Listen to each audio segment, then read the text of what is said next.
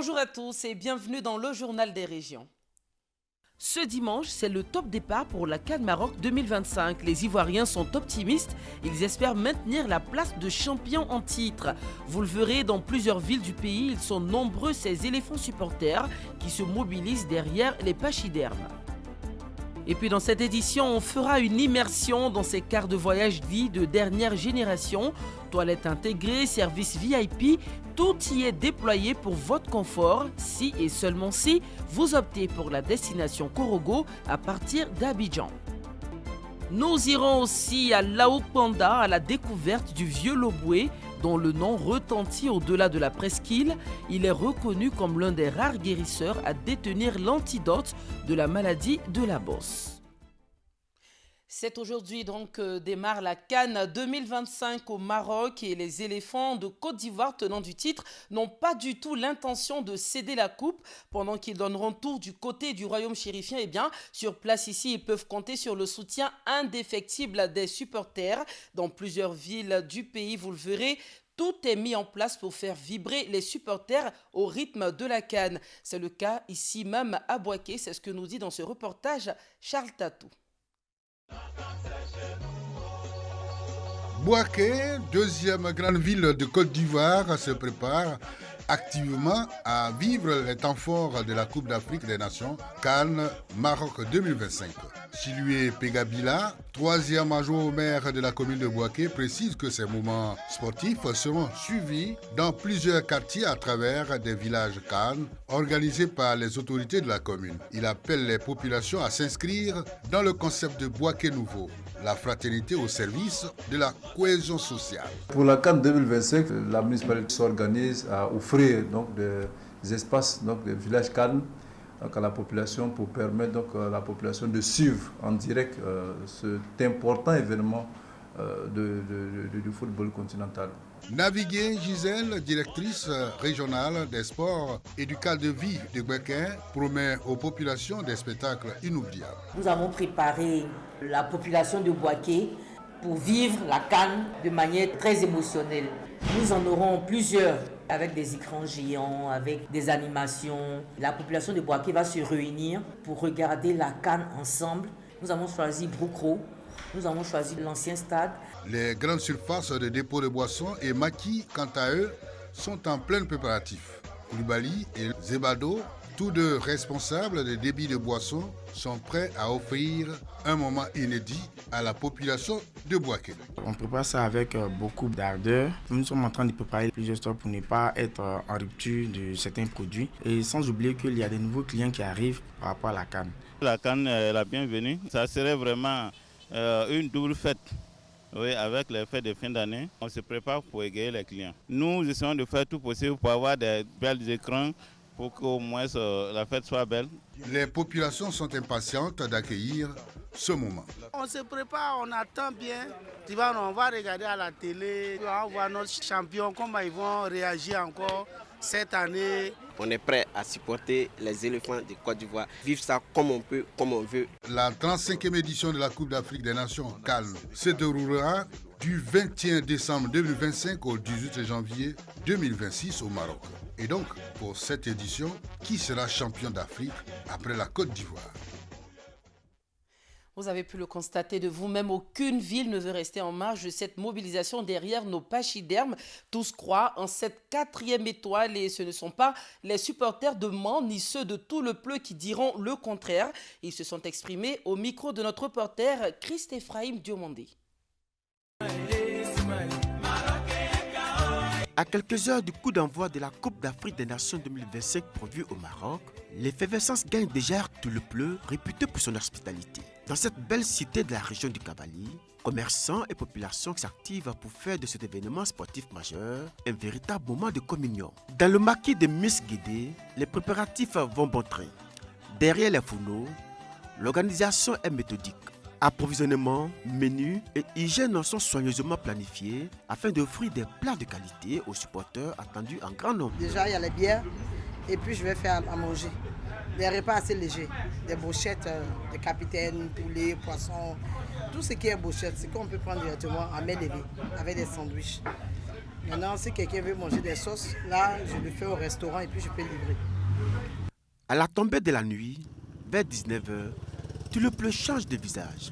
La ville se pare de lumières chatoyantes, multicolores et scintillantes, créant une atmosphère chaleureuse et festive. Un tour à la place publique, véritable carrefour de convivialité où maquis et restaurants ne désemplissent pas. Autour d'un verre, les regards sont déjà tournés vers les écrans à l'occasion d'un match de Ligue des Champions.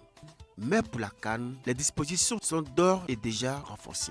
J'ai déjà payé un projecteur. Je vais monter les matchs de la CAN sur un écran géant. Comme vous l'avez constaté, l'espace est là. Et donc, j'ai pris des dispositions de sorte que, bon, c'est vrai qu'il y a un vrai CAN au niveau de la place publique, mais cette place-là ne peut pas contenir tout le monde. Donc, j'ai décidé sur moi-même comme ça de dédier cette petite place-là à un mini-village CAN. De sorte que ceux qui n'ont même pas la place au niveau de la place publique, ils puissent quand même se trouver ici. À quelques mètres de là, chez un autre exploitant disposant d'un espace plus grand, tout est fin prêt pour garantir aux clients des moments de détente et de ferveur sportive. Nous avons pris toutes les dispositions nécessaires. On a prévu 3 écrans pour les salons et puis on a prévu aussi une projection pour l'écran géant, pour ceux qui seront hors des salons. Au niveau des boissons, même aujourd'hui, j'ai prévu la boisson à une hauteur de près de 600 000. Après tout le pleu, Cap Sumon, capitale du district des montagnes. Ici également, personne ne veut manquer cette grande fête du football africain. À quelques heures du lancement de la compétition, les préparatifs avancent activement avec enthousiasme. Des propriétaires de bars procèdent à l'agrandissement de leur espace pour accueillir un public plus nombreux tout en améliorant le confort de visionnage. J'ai vu que la salle est encore petite pour accueillir tout ce monde. Je suis en train d'amener ce côté-là en ce moment pour que tout le monde soit à l'aise. Chez les artisans, l'activité s'intensifie. Les tapissiers s'affairent pour répondre aux commandes de rénovation de sièges et des salons. Le boss nous a déplacés pour venir renouveler un peu le bar. Vous voyez, les fauteuils même sont en blanc, la deuxième couleur de notre drapeau. Tout ça pour dire que la CAN sera bientôt à nous. Du côté des confectionnaires des maillots, les commandes tardent encore, mais l'espoir demeure à l'approche du premier coup de sifflet. C'est vrai, on achète les maillots. On s'est dit peut-être c'est par rapport à la fête ou bien truc, mais les gens ne sont pas trop chauds par rapport aux maillots. Pour acheter les maillots, il faut se mettre en tenue pour pouvoir soutenir les éléphants. À tout le pleu comme amant, la CAN 2025 s'annonce déjà comme un moment de rassemblement, de ferveur populaire et d'opportunités économiques pour les acteurs locaux. Quasi pareil à Dasumbo, dans cette localité située à 14 km de Korogo. C'est le sous-préfet qui lance la mobilisation dans les 21 villages de sa circonscription. Un village CAN y est déjà installé et justement notre reporter Siekwasi s'y trouve en ce moment. Bonjour Siekwasi. Maurice Vandé, bonjour. C'est l'ambiance à Dasumbo. Monsieur le sous-préfet Didier Serikba que nous avons à côté de nous va nous donner la quintessence. Comment est née cette idée de créer un village CAN? J'ai 21 villages. Je réunis les 21 chefs du village ici. Ça veut dire que le message est passé. Nous servirons donc de relais et mobiliser toute la population pour que les choses se passent pour le mieux. Je suis en phase avec la jeunesse, je suis en phase avec les chefs. Je pense que le reste appartient à Dieu, mais je suis convaincu. Avec le travail que nous avons commencé déjà, je suis convaincu que le jour où la Côte d'Ivoire va s'exprimer ici, la cour de la sous-préfecture sera bordée du monde. Venez parce qu'il y a le matos de haut de gamme. Nous allons faire à la façon des jeux. Ce sera un plein air avec toutes les commodités. Il y aura même de la nourriture pour que tout se passe pour le mieux. Il faudrait que Dasumbo vive et ça commence à partir de la CAN.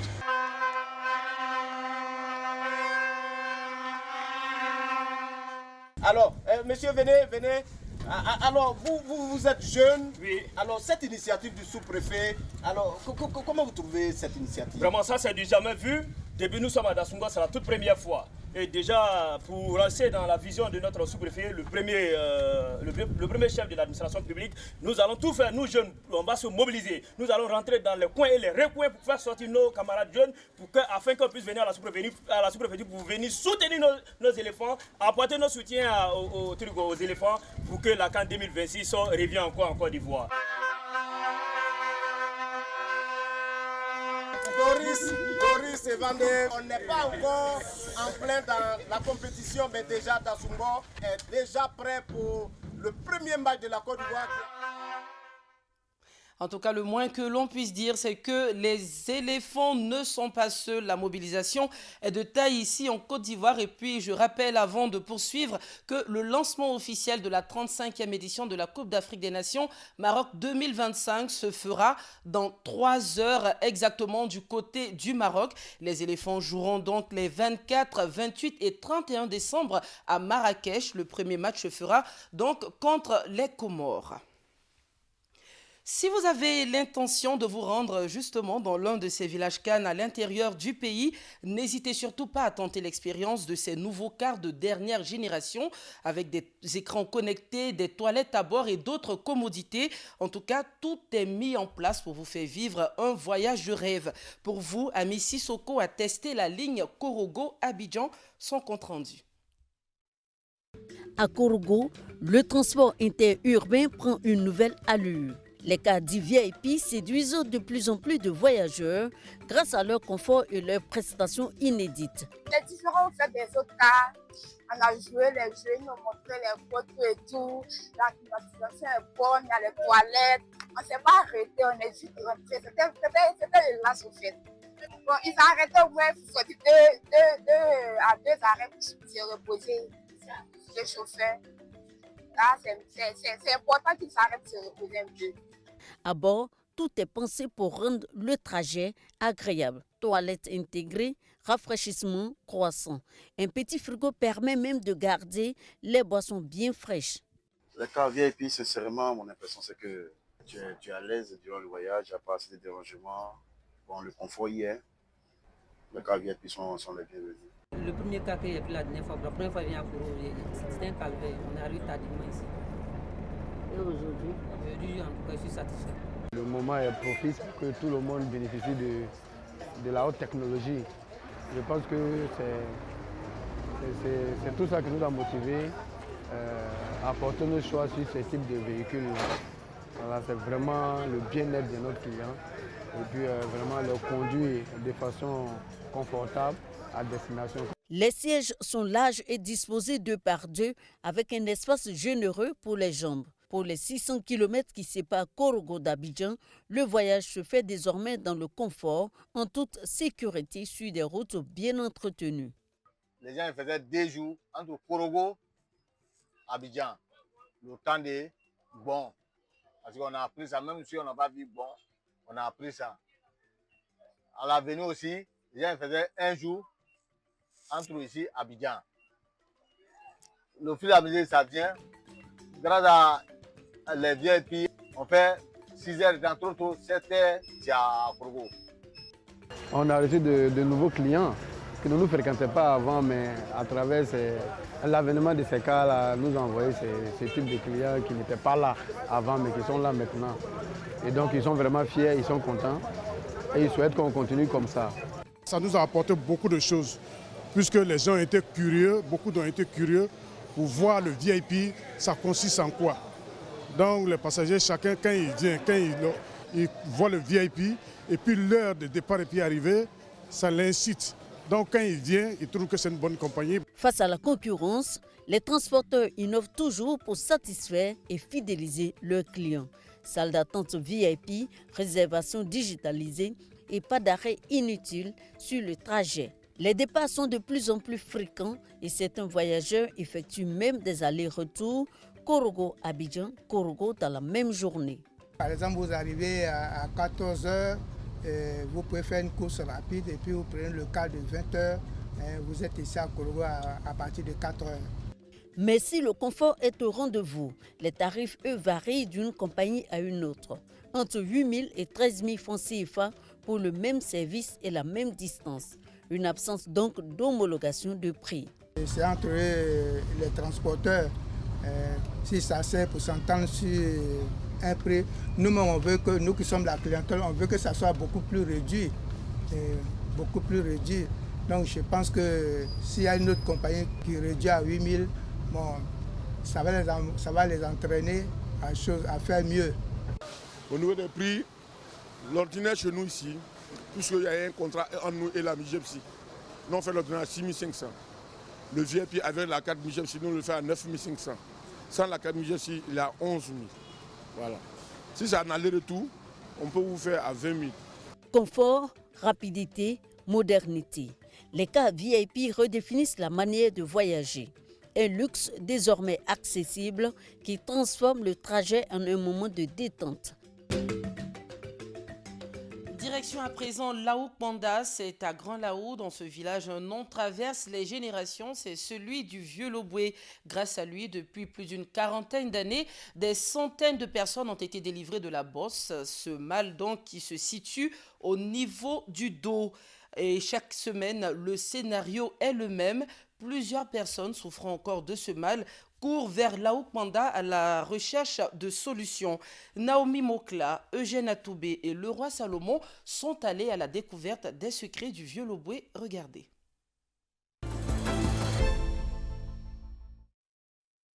Dans cette habitation, dans le village de Laouk Banda, vit un patriarche pas comme les autres. On l'appelle Vieux Loboué. C'est l'un des guérisseurs les plus connus de la région. Depuis une quarantaine d'années, dans le département de Grand Lao, il met son savoir-faire de tradipraticien au service de sa communauté. Il y avait ma fille qui était souffrante pour bosse là. Je l'ai envoyée là, guérir ma fille. Il y a ma femme qui a une de ses soeurs vers Loukoui. Sa maman est contente. L'enfant a grossi jusqu'à toi, mais quand tu vois, tu ne sais pas s'il avait bosse. La présence du vieux Loboué là, c'est important ici. Parce qu'il nous aide beaucoup. Il fait que souvent, dans nos cas difficiles, beaucoup de personnes ne traversent plus pour aller à l'hôpital. Il nous aide. Ça, il faut le reconnaître. Vieux Loboué nous fait savoir qu'il traite plusieurs maladies, mais sa spécialité, précise-t-il, c'est le traitement de la bosse, appelée gibbosité. En ce mois de novembre, il a reçu 11 patients atteints de bosse. Tu vois les traces là, ça ce sont les traces de bosse. Parce que c'est rond ici là, que la maladie là rétrécit les os. J'ai commencé ce traitement là en 1980. C'est ma grand-mère qui soignait les enfants, tous ceux qui ont cette maladie de bosse là. Quand je vois la maladie là, je sais combien de mois il faut soigner. Bosse là, il n'y a pas de jour. Si je peux soigner par les enfants comme ça là, ça fait au moins 2 semaines. Si c'est un bébé qui n'est pas gâté totalement, qui n'est pas penché, si ça veut commencer là, ça fait 2 semaines. Mais s'il est penché là, si ce n'est pas redressé là, je ne le laisse pas. Je vais le soigner, il va faire plus de 2 mois, 4 mois, puis ça finit. Le traitement de la bosse se fait à l'aide de plantes dont lui seul a le secret. Chaque geste est minutieux, mais précieux pour la guérison de ses patients. Ces 2 dames sont arrivées d'Abidjan pour bénéficier de ces soins. Je ne me portais pas bien, moi et mon fils. Bon, je suis là, ça me fait 2 semaines plus tard. Bon, en tout cas, vraiment, ça va. Je me sens mieux actuellement. Je souffre de bosse depuis 10 ans. Donc, on m'a parlé du vieux Loboué. Donc, je suis venue. Ça fait 2 mois qu'il est sur là. Maintenant, il arrive à me mouvoir. Maintenant. Sinon, avant, ce n'était pas ça. Quand il soulève quelque chose là, ma poitrine, il ressent la douleur à la poitrine et puis le dos. Selon la médecine, la bosse est une tumeur qui peut conduire à une déformation physique, mais qui peut être guérie si bien traitée. Dans nos sociétés, cette maladie est plutôt perçue comme résultant d'une attaque spirituelle ou d'un sort jeté à une personne. L'un dans l'autre, il y a toujours espoir de guérison. Et dans la région de Grand Lao, cet espoir de guérison s'appelle Vieux Loboué. La ville de Niablé est reconnue pour son riche patrimoine culturel, de sa légendaire fête des Ignames, en passant par la remarquable statue de Nanan Kakouanini, qui a été le premier chef de canton. L'héritage culturel agni et la transformation économique de Niablé sont célébrés lors des traditions ancestrales. On en parle dans ce reportage d'Eugène Atoubé. D'année en année, la ville de Niablé laisse découvrir les signes de son évolution et de sa profonde transformation. Au nombre de ceux-ci, le monument érigé au centre-ville en souvenir d'un de ses défis, Nana Nyeni Kwaku, premier chef de canton qui aura légué au canton Niablé les secrets de sa splendeur et toutes les valeurs avec lesquelles Niablé, la cité des lauréats, a glané tous ses succès. Un monument, c'est tout un livre. Un monument, c'est tout un message, c'est tout un symbole. Nana Kwaku Anini a cultivé des valeurs très nobles. Ça y est, le travail, le courage. Il a cultivé l'harmonie, le bien-être et l'espoir. Ce sont des valeurs qui aujourd'hui continuent de faire chemin. Et c'est ça qui a fait que Niablé est si développé. Il est en train de veiller sur ses fils et sur les petits-fils. Et puis le développement du village, le développement du canton. Voilà pourquoi le monsieur assis et puis il est en train de réfléchir. Sa mémoire ne va jamais nous oublier parce que tout ce qu'il a demandé, d'être courageux, d'être travailleur, d'être rassembleur, en tout cas tout ce qu'il avait demandé devant les gens, devant Dieu, je pense que ça a été réalisé. Rencontre de développement, mais surtout rencontre culturelle, illustrative du poids de la tradition dans cette partie de la région de l'Indéné-Niablé, où les us et coutumes rythment la vie des populations. À Niablé, chef du canton de même nom, c'est le chef de canton qui est détenteur du pouvoir, aidé de sa cour et de la reine-mère, dans son rôle discret, mais ô combien éminent de conseiller du chef pour toutes les décisions touchant la vie du canton. Juste reconnaissance, la mairie lui a dédié un monument érigé en sa gloire et un espace qui porte son nom, le jardin Brise de la reine-mère. Et il nous a donné tout le courage, tous les avantages, réussite dans la vie. Quand un fils de Niablé se présente à tous les milieux, il est bien vu. Ce qui fait que Niablé a été chaque fois Niablé. C'est une fierté pour nous. J'ai réalisé assez rapidement qu'il était extrêmement important de réviser sa culture, de magnifier sa culture et de construire à bas de sa culture. La culture constitue en fait nos racines profondes. Cette initiative consistera justement à construire une école de la culture ndénié. Cette école-là va enseigner en fait l'ensemble des codes qu'on a ici. Arrivé dans la cour du chef par exemple, comment est-ce qu'on s'assoit? Les 2 bouteilles de gin qu'on offre, quel est le sens? Comment est-ce qu'on porte le pagne? Comment est-ce qu'on célèbre un mariage en pays Agni? C'est quoi les rites? Même les symboles simplement, qu'est-ce que c'est? Nous avons décidé au niveau de la mairie en tout cas de travailler cette dimension-là. Dans la ville de Niablé aujourd'hui, la statue de Nana Kwaku Anini et celle de la reine-mère trônent avec majesté à la grande fierté de la cité des lauréats et de tous les cantons. Fierté rehaussée de la présentation des nouvelles armoiries du canton et de la commune, lesquelles résument l'histoire et le futur entrevu de ce canton. Entre histoire, tradition et modernité, Niablé continue de poser ses pas sur la route du progrès et du développement et acquiert une dimension touristique. Avec le monument de Kwaku Anini, un des précurseurs de la culture du cacao à Niablé, et ensuite la reine-mère qui est là, qui a un rôle prépondérant dans la cour. Elle est porteuse de décisions. Niablé peut devenir à partir de cet instant une ville touristique. Et Niablé regorge encore de beaucoup d'autres valeurs touristiques. Il y a beaucoup de sites ici. Il y a la cour royale d'abord, il y a la pisciculture de Sansonkwao à l'entrée, et puis il y a le village voisin Osei Kojokrom qui est au Ghana. Il y a des plantations de café et cacao. En tout cas, Niablé, c'est vraiment une ville attrayante, vraiment une belle ville. Outre les atouts et potentialités touristiques de Niablé, la fête des Ignames reste un attrait majeur. Événement annuel célébré sans discontinuité et aujourd'hui dans sa 181e année.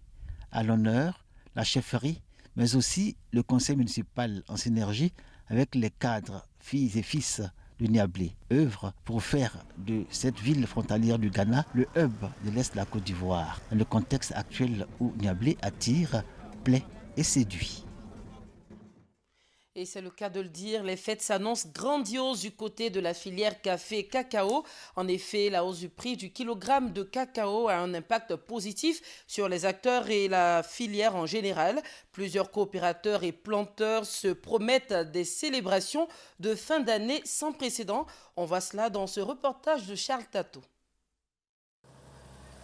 La campagne agricole du binôme café-cacao de 2025-2026 bat son plein. Sociétés coopératives, planteurs et opérateurs de la filière, des zones de grande production sont à pied d'œuvre pour la réussite de leur campagne. Ici, nous sommes au siège de la société coopérative de Kwamekro, localité d'Makono, région du Lodibois. Cette année, ça va par rapport à l'année dernière. 12 sacs, 800 kilos comme ça. J'ai préparé un B pour mes enfants. Ceux les travailleurs que je suis avec eux, j'ai préparé un B pour eux. La majorité des producteurs, il y a deux qui ont eu pour la première cueillette environ 1 tonne, 2 tonnes.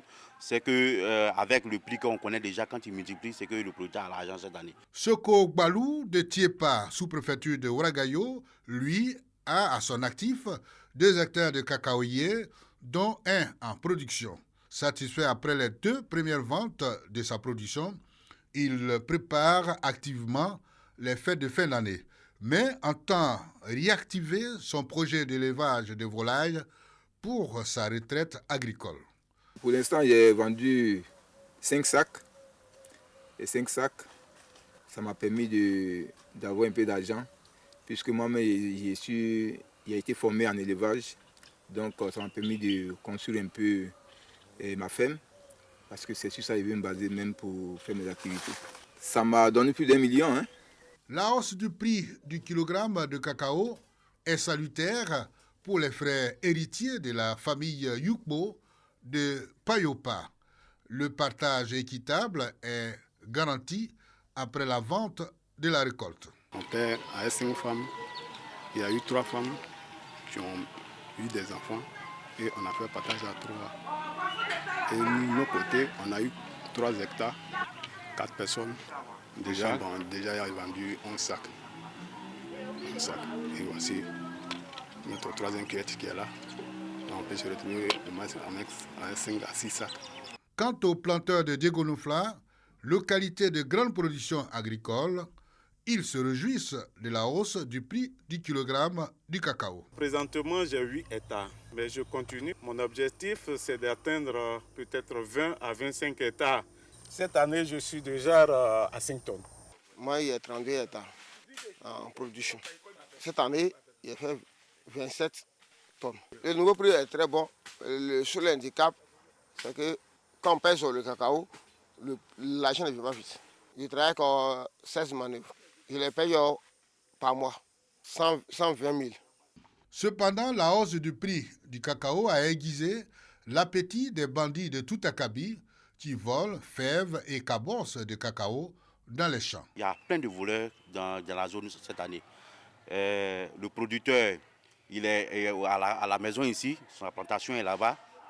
Le petit voleur, il passe par derrière. La nuit, il va cueillir le cacao sur les bois parce que le prix du cacao est élevé. Solution aujourd'hui pour contrecarrer les bandits, la fermentation à domicile. C'est tout de suite là, on vient de cabosser. Ouais, on envoie ça au village parce qu'on ne peut pas sécher ça en brousse. C'est risqué, il y a les voleurs qui rôdent. Les responsables des groupements coopératifs, de leur côté, affichent une sérénité face à la petite lourdeur administrative, à la livraison de leur production et l'impatience de certains coopérateurs. Parce que la production cette année, on voit que c'est un peu élevé. Bon, les camions sont nombreux pour le chargement. Bon, quand ils arrivent au port, même les camions sont nombreux là-bas. Bon, c'est forcé, il y aura un retardement d'argent. Brièvement, on a livré près de 600 tonnes. Tout ce qu'on a livré, ils ont reçu leur argent. C'est les derniers stocks là qu'on a eu des problèmes à livrer puisqu'on n'arrive pas à valider le connaissement. Les fêtes de fin d'année s'annoncent plus grandioses cette année, surtout chez les producteurs agricoles avec la hausse du prix du cacao et du café. En bref, la campagne électorale pour les législatives est lancée depuis vendredi dernier. Ibrahim Koulibaly Kuibière, le président de la CEI, a appelé donc tous les candidats à éviter tout discours de haine, de division ou de xénophobie, et cela au nom de la cohésion sociale. Rappelons que ce sont au total 2740 candidats qui sont en lice pour 255 sièges de députés. Et sachez enfin que la campagne s'achèvera le 26 décembre à minuit, à la veille du scrutin, donc du 27 décembre. Et voilà qui referme ce journal des régions. Merci à toutes les équipes techniques et de rédaction. Merci également à vous de nous avoir suivis. Merci de votre fidélité et très bonne suite de programmes sur les antennes de RTI 1.